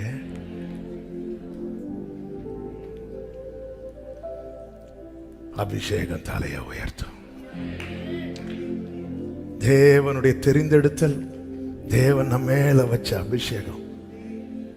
அதனாலதான் கர்த்தருக்காக நான் பொறுமையோடு காத்திருந்தேன், வெயிட் பண்ணிட்டு இருக்கிறேன். இதோ நாட்கள் வரும். வேதம் சொல்ல அவர் என்னிடமாய் சாய்ந்து ஹல்லேலூயா ஹல்லேலூயா. அங்க விருந்து சமையல் நடக்கும், கவலைப்படாதீங்க, சாப்பிட விட மாட்டார். ஆமென். தாவீது வரட்டும் வரட்டும். சாமுவேல் சொல்லிட்டார், ஆமே இந்த 7 பேரை தள்ளி இன்னொருத்தன் இருக்கிறான், ஆண்டவர் அவனுக்காக துடிக்கிறார்னா நான் சாப்பிட மாட்டேன். வரட்டும், அது யாருன்னு எனக்கு பார்க்கணும். சாமுவேல் உட்கார்ந்து பார்த்துட்டு இருந்தா ஆண்டவர், என்ன உட்கார்ந்து பார்த்துட்டு இருக்க, எழும்பு. ஹல்லேலூயா, ஹல்லேலூயா. கைகளை உயர்த்தி ஒரு விஷயம் கூட, இத்தனை மகத்துவமுள்ள பதவி நன்றியோடு, இத்தனை பதவி புழுக்கலாம், எத்தனை மாதயவு, எத்தனை கிருபை. இந்த வார்த்தையை சொல்லும் போது இன்னொரு வார்த்தை தாழ்மையா சொல்றேன். தேவனால் தெரிந்தெடுக்கப்பட்டு தேவனை ஆராதிக்க வருகிற ஒருவரும் அற்பமாய் பாராதிருங்க. அவன் ஆடு மேய்ச்சிட்டு இருக்கிறான், அவன் அதுல இல்ல சொல்லாதீங்க. அப்படி சொல்லிட்டோம்னா நம்ம கண்ணுக்கு முன்னாடி நம்மளை எழும்பு வைப்பார். அவனுக்கு முன்னாடி யாரு? தேவன் தெரிந்தெடுத்தவன், தேவனால் தெரிந்தெடுக்கப்பட்டவன். ஆமென் சொல்லுங்க பார்க்கலாம். எந்த அதிகாரங்களும் அவருடைய திட்டத்தை தடுக்க முடியாது. பார்வோன் இஸ்ரவேலரை ஒடுக்க நினைத்தான். யாத்திராகமம் 1:12. அவர்கள் பெருகினார்கள், காரணம் அது தேவனுடைய திட்டம். சவுல் தாவீதை வீழ்த்த நினைத்தான், தாவீது விருத்தி அடைந்தான். ஏசபேல் எலியாவை முடிக்க நினைத்தாள், எலியா ஓட்டத்தை தேவன் தொடர பண்ணினார். ஏரோது குழந்தை இயேசுவை அழிக்க நினைத்தார். ஆனா வேதம் சொல்லுகிறது, பிள்ளை வளர்ந்து ஆவியிலே பலன் கொண்டது. தேவ திட்டம் என்பது அது மாத்திரமே நிறைவேறும். அதுதான் நம்முடைய வாழ்க்கையில நிறைவேறி கொண்டிருக்கிறது. எஸ்தர் 3வது அதிகாரத்தின் 1வது வசனத்திலே ஆமான் வெளிப்படுகிறதை, மேன்மைப்படுத்தப்படுகிறதை, உயர்த்தப்படுகிறதை நாம் பார்க்க முடியும். ஆனால் ஆமான் உயர்த்தப்படுவதற்கு முன்னமே, ஆமான் வெளிப்படுவதற்கு முன்னமே 2வது அதிகாரம் கடைசியில மோர்தேகாயை குறித்ததான காரியம் ராஜ சமூகத்தில் இருக்கிற நாளாகம புஸ்தகத்தில் எழுதப்பட்டிருந்தது. எழுதி மூடி வச்சுட்டாங்க. மோர்தேகாய் ராஜாவுக்கு ஒரு காரியத்தில் உதவியா இருப்பான். ராஜாவுக்கு எதிராய் திட்டம் போடுவார்கள் சிலர். அதை குறித்து எஸ்தர் மூலமாய் தெரியப்படுத்தி அந்த தீங்கிலிருந்து தப்புவிப்பான். இது யாரு இந்த இன்ஃபர்மேஷன் கொடுத்ததுன்னு கேட்கும்போது மோர்தேகாய். ராஜா அந்த பெயரை எழுதி, மோர்தேகாய் செய்த காரியத்தை எழுதி தன்னுடைய புத்தகத்தில் எழுதி மூடி வச்சிட்டார். 2 கடைசி 3:1 ஆமான் எழும்புகிறான். ஆமான் எழும்புறானாலே புரிஞ்சுக்கோங்க, அவன் எழும்புறதுக்கு முன்னாடி நம்ம காரியம் சேஃபா எழுதப்பட்டிருக்கிறது, புஸ்தகத்தில் எழுதப்பட்டு ராஜ சமூகத்தில் வைக்கப்பட்டிருக்கிறது. இது ஆமானுக்கு தெரியாது. ஆமான் எழும்பி வரும்போது மோர்தெக்காய் ஆமானை நமஸ்கரிக்கவில்லை. நான் சரித்திரத்துக்குள் போகவில்லை. இந்த வார்த்தை இப்போ ஆமானுடைய பிளான் ஒண்ணுதான், இவன் கதையை முடிக்கணும், இவன் கதையை முடிக்கணும், இவன் கதையை முடிக்கணும், இவன் கதையை முடிக்கணும். டேட்டும் வாங்கிட்டான், தூக்கு மரம் ரெடி பண்ணிட்டான். ஆனால் இவன் எந்த டேட்ல இவன் கதையை முடிக்கணும்னு நினைச்சானோ அந்த டேட் வருவதற்கு முன்பதாக ஒரு சம்பவம் நடந்தது. அந்த சம்பவம் தான் என்னவென்றால் புஸ்தகம் திறக்கப்பட்டது. ஆமே, ராஜ சமூகத்தில் இருக்கிற புஸ்தகம். இதை தியானித்த போது ஆவியானவர் ஆமே இருதயத்தில் வெளிப்படுத்தி பலப்படுத்தின வார்த்தை, உன்னை குறித்து என் புஸ்தகத்தில் எழுதப்பட்டிருக்கிறது. உன் காலம் முடியும் முன்னமே அது திறக்கப்படும், அது திறக்கப்படும். எத்தனை பேர் விசுவாசிக்கிறீங்க? எத்தனை பேர் நம்புறீங்க? இதை நான் எப்படி நம்ப? அப்பொழுதுதான் வெளிப்படுத்தல் 5 ஆவியானவர் காண்பித்துக் கொடுத்தார்.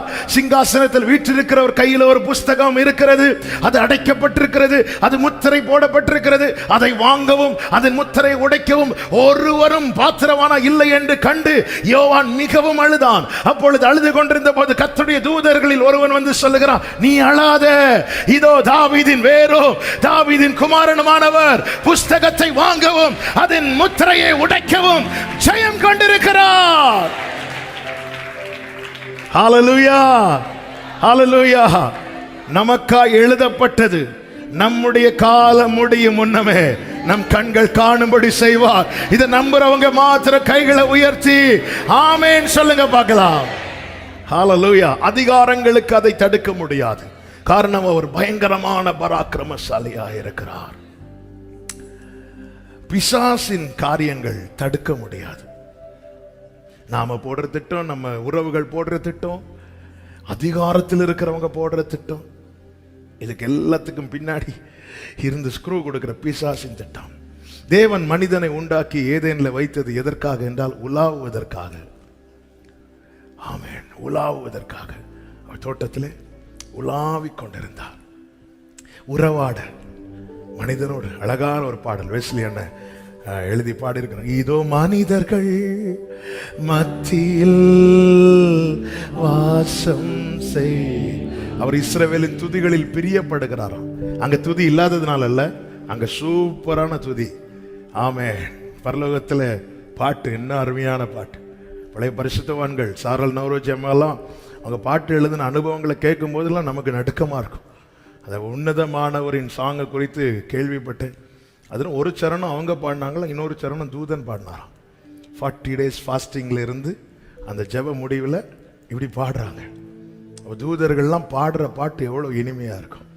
பள்ளியாடி கன்வென்ஷனில் என் தகப்பனார் அந்த மீட்டிங் வெரி ஃபஸ்ட் அங்கே போயிருக்கிறாங்க. யாரும் வரல, சீக்கிரம் போயிட்டாங்க. அவங்க ப்ரேயர் பண்ணிட்டு இருக்கும்போது அவங்க ஒரு விஷயம் பார்க்குறாங்க. அதில் தூதர்கள் ஆண்டவரை ப்ரைஸ் பண்ணிகிட்டே போகும்போது ஒரு தூதன் அப்படியே பாட்டு சொல்லிகிட்டே போகிறாராம். நம்முடைய தாழ்வில் நம்ம நினைத்தவரை துதியுங்கள் அப்படி சொல்லிட்டு இருக்கும்போது அப்போ அப்படி பார்த்துட்டே இருக்கிறாங்களாம். இன்னொரு தூதன் வந்து அதை டியூனாவே பாட, டியூனாவே எந்த தாழ்வில் என்னை நினைத்தவரே அப்படியே அவங்க கண்ணீரோடு அந்த பாட்டை அப்படியே பாடினாங்க. ஸோ இப்போ தூதர்கள் பாடுறாங்க. பரலோகத்தில் அவ்வளோ பாடல். ஆமே, அதை விட்டுட்டு அவர் இங்கே இறங்கி வராருன்னா நம்ம துதி அவர் பிரியப்படுகிறார். உறவாட மகிழ கர்த்தர் மனிதனை சிருஷ்டித்து ஆமே உலகத்துல ஏதேனும் தோட்டத்தை உண்டாக்கி தம்முடைய மறைவில் தம்முடைய பிரசனத்தில் அவனை வைத்தார். பிசாசானவன் இவனை வஞ்சித்து வெளியே தள்ளணும். இதுதான் அவனுடைய நோக்கம். பிசாஸ் எப்படி பரிசுத்த ஆவியோ அப்படியே அதுக்கு ஆப்போசிட் பொல்லாத ஆவி, அசுத்த ஆவி. அவனுக்கு மாம்சம் கிடையாது. எனவே அவன் ஒரு மாம்சத்தை கடன் எடுக்கிறான். அது யார் என்றால் பார்க்கிறான். எதை பிடிக்கலாம்? சர்ப்பம். சர்ப்பமானது எல்லா மிருகங்களை விடவும் தந்திரம் உள்ளதா. இவன் சர்ப்பத்தை அவன் கையில் எடுக்கிறான். அவன் ஒரு மாம்சத்தை கடன் எடுத்து சர்ப்பத்தை கையில் எடுத்து மனிதனை வஞ்சித்து மனிதனை வெளியே கொண்டு வர தீர்மானித்து அதை ஓரளவுக்கு ப்ரொசீட் பண்ணிட்டான். அவன் நினைச்சிட்டான் மனிதன் மேல இருந்த திட்டத்தின் தலையை உடைச்சிட்டேன்னு. ஆண்டவர் தீர்க்க தரிசனமா சொல்றா, நீ காலை தான் சுரண்டி இருக்க. நீ எப்படி மனிதனை வீழ்த்த சர்ப்பத்தை கையில் எடுத்தியோ, நான் அந்த சர்ப்பத்தின் தலையை நசுக்க நீ வீழ்த்தின மனுஷனை கையில் எடுக்கிறேன். கர்த்தர் இப்பொழுது மாம்சமாய் வெளிப்படுகிறார். அது அவருடைய ஆப்ஷன். அவர் எப்படி வேணாலும் வந்திருக்கலாம், ஆனா அப்படி செய்யல. அவன் வார்த்தை மாம்சமாகி வெளிப்பட்டது. அதான் முந்தினாதாம் பிந்தினாதாம். முந்தினாதாம் தோற்றவன், பிந்தினாதாம் முந்தின ஆதாமை தோற்கடித்தவனை ஜெயித்தவர். ஹல்லேலூயா. முந்தின ஆதாமனுடைய செயலினாலே மனுக்குலம் பிரசனத்தை விட்டு வெளியேறினது. பிந்தின ஆதாமாய் வந்தவர் மாம்சமாகிய திரையை கிழிக்க ஒப்பு கொடுத்ததினாலே நாம் இப்பொழுது அந்த கிருபாசன தண்டையிலே தேவ சித்தத்தின் அடையாளம் தான் இன்னைக்கு நாம கூடி ஆராதித்துக் கொண்டிருப்பது. ஆமென் சொல்லுகிறவர்கள் மாத்திரம் நல்ல கரங்களை தட்டி இப்பொழுது வலது கரத்தை உயர்த்தி சொல்லுங்க, இந்த தேவன் என்றென்றைக்கும் உள்ள சதா காலமும் நம்முடைய தேவன், மரண பரியந்தம் நம்மை நடத்துவார். ஆமென். அவருடைய சித்தமே நிறைவேறும். எதிரான திட்டங்களை குறித்து கலங்காதீர்கள். ஒன்றை மட்டும் உறுதியாயிருங்கள், கர்த்தர் கூட இருக்கணும். கர்த்தர் கூட இருக்கணும். கர்த்தர் விலகாதபடிக்கு, கர்த்தர் என்னை விட்டு விலகுகிற காரியத்துக்கு நான் இடம் மட்டும் கொடுத்துடக்கூடாது. கர்த்தர் என்னோடு இருந்தா என் வாழ்க்கையில அனுமதிக்கப்படுகிறது நடக்கிறது எல்லாமே சத்துருவின் திட்டம் நிறைவேறுவதற்கல்ல, என்னை குறித்து ஏற்கனவே எழுதப்பட்ட தேவ திட்டம் நிறைவேறுவதற்கு.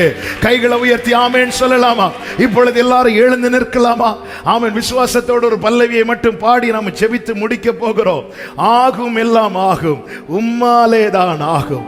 எனக்கு குறித்திருக்கிறதை நிறைவேற்றி முடிப்பவர் நீரே என்று சொல்லி விசுவாசத்தோடு பாடி ஆண்டவருக்கு மகிமை செலுத்துவோமா? Come on church.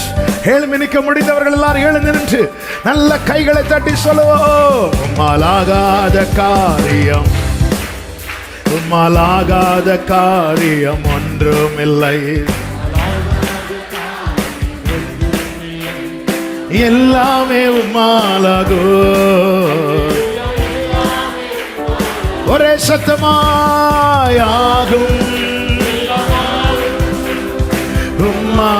உம்மாலேதான் எல்லாமாகும், உம்மாலேதான். சொல்லுங்க, எனக்கு குறித்ததை, எனக்கு குறித்ததை.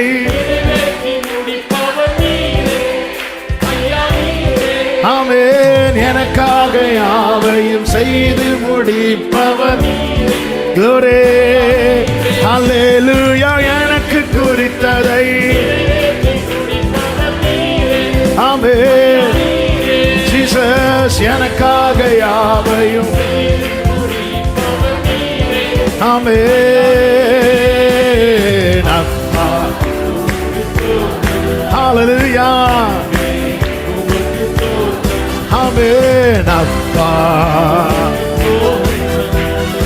அன்பே, உம்மாலாகாத காரியம், உம்மாலாகாத காரியம், உம்மாலாகாத காரியம் ஒன்றுமில்லை. எல்லாமே எல்லாமே உம்மாலாகும். ஒரே சத்தமாய் ஆகும், ஆகும். உம்மாலேதான். ஆமென். ஒரு விஷயம் கூட சொல்லுமா, எனக்கு குறித்திருக்கிறதை. ஆமென். எனக்கு குறித்ததை விசுவாசத்தோடு சொல்லுங்க. எனக்காக யாவையும். Glory, எனக்கு குறித்ததை.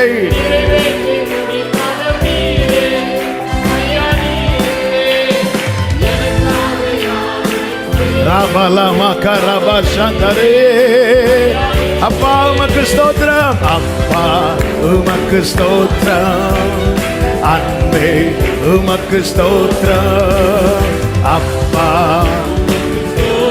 ஆமென். உம்மாலாகாத காரியம் ஒன்றுமில்லை. Glory, எல்லாமே உம்மாலாகும், ஆகும், ஆகும். உம்மாலேதான் எல்லாமாகும், உம்மாலேதான். நல்ல கரங்களை தட்டி ஆண்டவருக்கு மகிமை. என் தேவனால் எல்லாம் கூடும். எனக்கு குறித்திருக்கிறதை கர்த்தர் திட்டம் பண்ணி இருக்கிறார். அதை நிச்சயமாய் நிறைவேற்றுவார், அதை நிச்சயமாய் செய்து முடிப்பார். இந்த நம்பிக்கையோடு கரங்களை தட்டி தேவனுக்கு மகிமை. ஹalleluya, hallelujah, hallelujah, hallelujah, hallelujah. ஆமென், ஆமென், ஆமென்.